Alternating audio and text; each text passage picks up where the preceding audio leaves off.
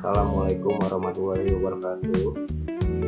Pada video ini saya akan mempresentasikan tugas dari IoT dengan kemampuan cerdas dengan judul penerapan Internet of Things dan Machine Learning dalam deteksi kebanjiran.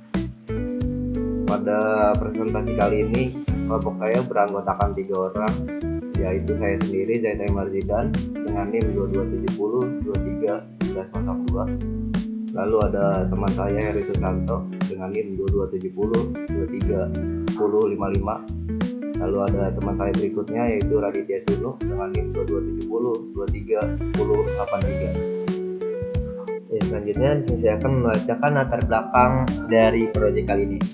Itu banjir merupakan bencana alam yang terjadi di Indonesia, berdampak besar pada aspek sosial, ekonomi, dan infrastruktur. Faktor seperti tingginya curah hujan berupa tata guna lahan, sedimentasi sungai, dan buruknya sistem drainase meningkatkan risiko banjir. Permasalahan utama dalam penanggulangan banjir adalah keterlambatan informasi, sehingga penanganan bersifat reaktif. Teknologi Internet of Things atau IoT memungkinkan pemantauan kondisi secara langsung dan real time melalui sensor, namun masih terbatas penyajian data saat ini. Oleh karena itu, integrasi machine learning diperlukan untuk menganalisis pola data, histori, dan real-time guna mendeteksi potensi banjir lebih dini. Penerapan IoT dan machine learning diharapkan menghasilkan sistem peringatan dini yang lebih akurat dan responsif dalam mendukung mitigasi banjir. Lalu, tujuan pengembangan pada proyek kali ini. Yang pertama, membangun sistem pemantauan kegiatan air secara real-time menggunakan sensor ultrasonik. Selanjutnya ada mengumpulkan dan mengirimkan data ketinggian air ke media penyimpanan storage sebagai data storage. Lalu menyediakan data storage yang dapat digunakan sebagai dasar analisis dan pengembangan model prediksi.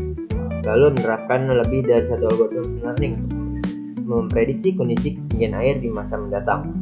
Lalu membandingkan performa setiap algoritma machine learning berdasarkan akurasi dan keandalannya. Dan selanjutnya menentukan model prediksi yang paling sesuai untuk sistem peringatan dini banjir yang lebih efektif. Dan di sini ada komponen yang kami gunakan. Yang pertama itu microcontroller, utama yang menjalankan kode program, menghubungkan sensor, memproseskan data, dan mengirimkan data ke internet melalui Wi-Fi. SP32 populer di produk IoT karena fitur Wi-Fi-nya terintegrasi kemampuan pemrosesan yang kuat dan kompatibilitas dengan Arduino IDE. Selanjutnya itu digunakan untuk mengukur jarak atau ketinggian air dengan prinsip gelombang ultrasonik. Sensor ini memancarkan gelombang ultrasonik dan dari pin trig dan menerima pantulannya di pin echo untuk menghitung jarak berdasarkan tempuh gelombang data. Jarak ini kemudian menjadi dasar untuk mendeteksi level air.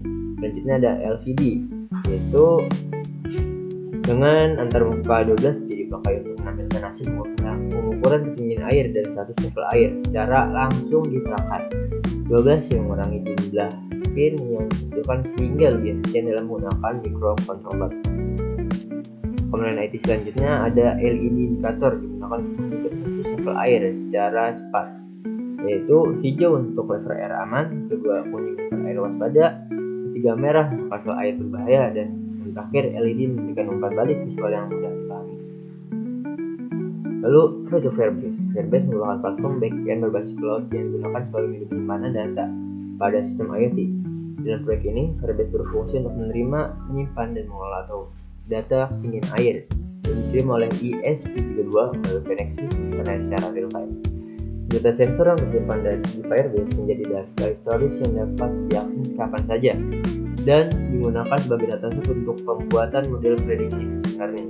Selain itu, Firebase memungkinkan pemantauan data secara jarak jauh tanpa memerlukan server tersendiri, sehingga sistem menjadi lebih sederhana, efisien, dan juga mudah dikembangkan. Lalu ada penjelasan perancangan alat sensor ultrasonik, ketinggian air, dan mengirimkan data storage. Selanjutnya yang akan disampaikan atau dijelaskan oleh teman saya. Baik, jadi saya akan melanjutkan presentasi dari teman saya. Di sini saya akan menjelaskan struktur IoT yang telah dibuat oleh saya dan teman-teman saya. Sembari saya menjelaskan, kita mengerang datanya terlebih dahulu. Pada ketinggian air, bila Bila di mana di atas 60 cm, maka terhitung aman. Lalu bila ketinggian air di bawah 60 namun di atas 30 cm, maka indikatornya akan bahaya atau waspada. Lalu bila di bawah 30 cm dari 0 sampai 30, maka terhitung bahaya. Baik, di sini sudah terang, maka kita akan cek. Bila di mana datanya berada pada 100 cm, maka indikator yang keluar akan berwarna hijau lampunya, yang berarti menandakan yaitu aman.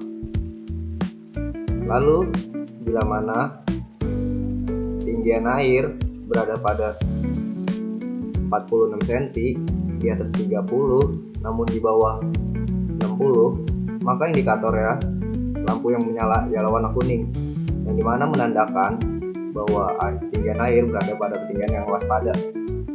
Lalu sekarang kita cek, bila ketinggian air di bawah 30 cm, maka indikator yang kedua yang keluar ialah lampu merah, yang menandakan bahwa ketinggian air sudah sangat bahaya.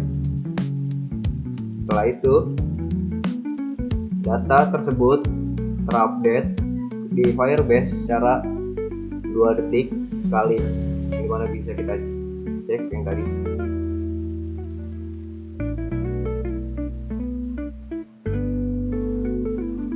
Ya, seperti ini data yang tadi kita sudah cek.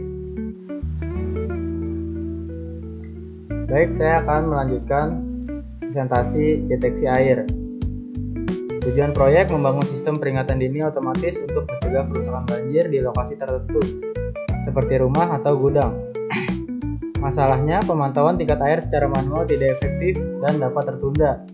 Tujuan mesin pembelajaran otomatis menciptakan model klasifikasi yang dapat secara otomatis menentukan level bahaya atau status berdasarkan data jarak jauhnya sensor IoT. Kriteria sukses, model harus sangat akurat terutama dalam memprediksi status warm dan danger. Trigger kelas danger harus sangat tinggi, yang berarti sistem tidak boleh melewatkan atau gagal memprediksi situasi berbahaya. Langsung saja, sini langkah awalnya adalah mengimpor library-nya. Import JSON dan import pandas. Lalu load data JSON.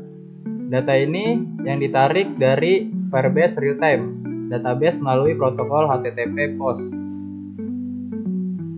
Pastikan memuat dari Firebase Real-Time Database melalui protokol HTTP POST, lalu ubah dictionary menjadi data frame dan transpose atau putar posisinya. Lalu di reset indeks agar ID untuk menjadi kolom biasa bukan indeks. Sini adalah outputnya, login, distance, status, dan timestamp. Dan ini adalah outputnya. Ini adalah objeknya, ada objek, float, 64, objek, integer 64. Lalu di sini kita bisa mengecek missing value yang hilang.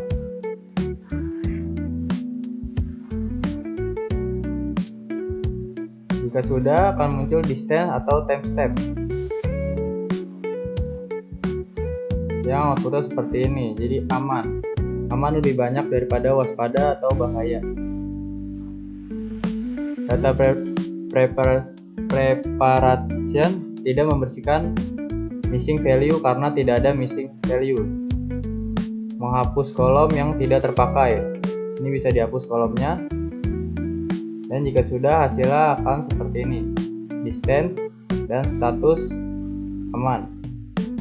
Dan jika waspada, akan muncul angka 34.64. Cek outliernya seperti ini. Fitur MSS subclass, Excel labelnya aman, lebih banyak amannya daripada waspada atau bahaya. Menentukan fitur dan target. Ini fiturnya yang X, distance, dan targetnya diberi huruf Y. Aman. Name status, tipe objek. Encoding untuk kolom status. Ini encodingnya. Lalu setelah itu di split dataset menjadi 80 berbanding 20. Setelah itu buat versi one-hot untuk YTest dan YTride khusus ANN. Standar scale untuk model SVM dan ANN seperti ini. Modelingnya support vector machine. Model 1 SVM hotnya seperti ini. Print SVM model gunakan Y format integer 0,1,2. Prediksi SVM-nya SVM model predict X S skelet berarti SVM. Jika ANN atau artificial neural network model 2 ANN. Di print ini kodenya. Ini ada model evaluasinya, model evaluasi SVM dan evaluasi ANN. Ini hasil dari perbandingan tersebut. Ada precision, Richel, F1 score dan support. Hasil ANN-nya akurasinya adalah 0.9900. Dan hasil SVM-nya akurasinya 0.9900. Lalu depth visualisasi compression, ambil data metriknya. Ini data metriknya. Langkah keduanya, siapkan data untuk plot 1 performa keseluruhan atau makro AFG. Jika sudah, masukkan akurasinya, masukkan micro average lainnya. Yang ketiga, siapkan data untuk plot 2 performa per kelas F1 score. Kita bisa gunakan F1 score karena ini metrik paling seimbang. Yang keempat, membuat plotting. Plot kiri perbandingan keseluruhan. Dan sini beri ruang untuk label. Plot kanan perbandingan per kelas F1 score. Dan langsung saja output dari perbandingan performa model atau overallnya. Ini perbandingan per kelasnya, akurasinya, SVM, dan perbandingan deteksi per kelas F1 score. Baik, itu saja yang bisa kami presentasikan. Kurang lebihnya mohon maaf.